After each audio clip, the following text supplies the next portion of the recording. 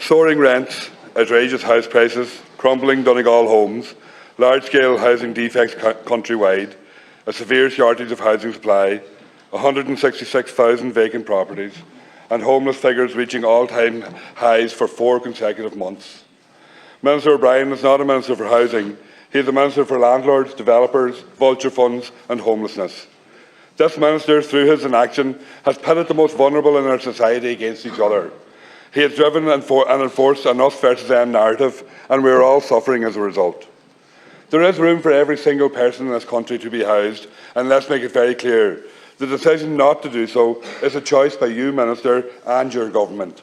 Your government and previous governments have continuously made housing a thing of the market, and that is the problem, and that is the reality of the situation.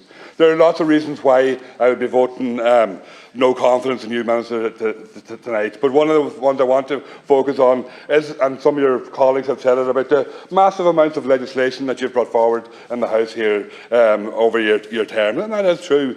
How much of it has come through in July and in December, when you can guarantee that there won't be any scrutiny, there won't be any look at it, like the MICA legislation that was rushed through the House here in July, where there was no debate on it, no scrutiny, no looking at amendments, rushed through and then nothing happened in complete inaction since, and where the MICA families and the people had to stand and occupy council offices to actually force action from the government to make sure that they could actually get accommodation and get that done. And then we see now, this week as well, we see a couple of planning acts going through as well in the jaws of Christmas, when there will be no scrutiny in that, and which will fundamentally change how the planning system has worked in this country to the benefit of those same landlords, developers and vulture funds. Thank you very much.